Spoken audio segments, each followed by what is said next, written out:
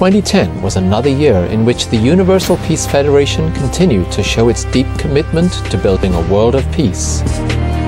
UPF carried out over 200 activities in almost 80 nations, many of them in support of the United Nations mission. Through its global network of individuals and organizations, the Universal Peace Federation is dedicated to building the culture of peace. UPF has been bringing together people from all walks of life, building partnerships for peace. Government leaders, faith leaders, academicians and women leaders, youth leaders, business leaders from the private sector, all are needed to work together collaboratively. With the Universal Peace Federation, which is the able UN, which lifts up faith in God, we will accomplish our goals.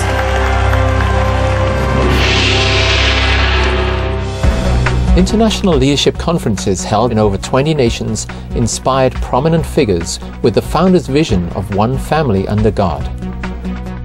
We are sharing the best value that different nations and different continents has about family, about our life, about religion. I'm particularly encouraged by Reverend Moon's focus on strengthening the family as the school of love and the cornerstone of peace. Legacy of Peace events were held around the world to honor men and women who had devoted their lives to peace and to mark their passing into the afterlife. The first of these was held at the United Nations following the passing of General Alexander Haig. All 12 regions of UPF held events throughout 2010 to commemorate special UN Peace Days.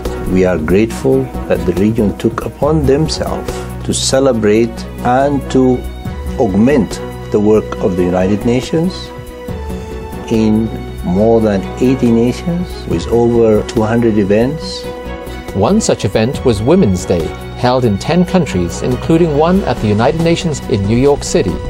The ambassador of Sri Lanka and the ambassador from Iraq shared some very important, significant improvements for women's situation in their country. You see women from Africa, from Asia, from Europe, the United States, from all over the world coming together, having the same goal, the same ideas that we can make a difference.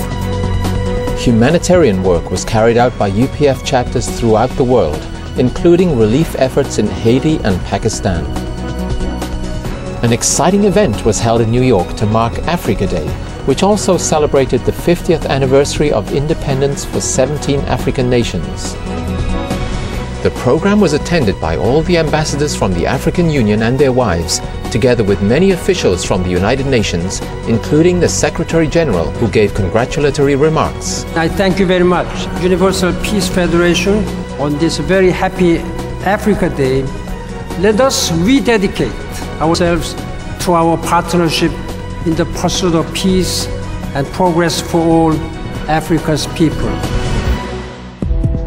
To mark the 10th anniversary of the UPF founders' call for the creation of an Interfaith Council at the UN, UPF held a series of consultations on this issue. Liberals and fundamentalists in all three faiths must build bridges and attempt to avoid future confrontations. An Interreligious Council at the UN could assist them by holding conferences, workshops, etc. designed to reduce tensions. We gathered in various nations around the world, experts in the field of religion and diplomacy, to reflect upon Reverend Moon's initial proposal, also examining the good steps forward that have been taken at the UN with a series of resolutions that are gradually building toward the establishment of an Interreligious Council within the United Nations system. Under the guidance and vision of its international chairman, UPF continues to pursue its interfaith work. A tour to visit sacred sites around the world was launched, with particular emphasis on the Middle East. Interaction with religious leaders is very full of love and heart and a desire to inherit the rich tradition and to cooperate, collaborate into doing something great. A series of world assemblies gathered delegates to further promote an interfaith presence at the UN.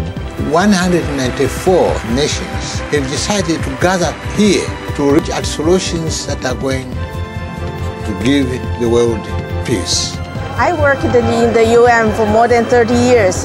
To see such a large effort from the grassroots to support the UN, I feel that to reach peace, it is possible in my lifetime.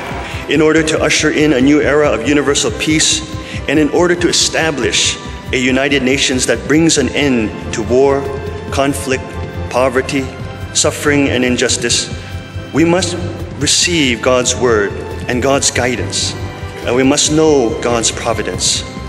That is why we gather here tonight at this World Assembly.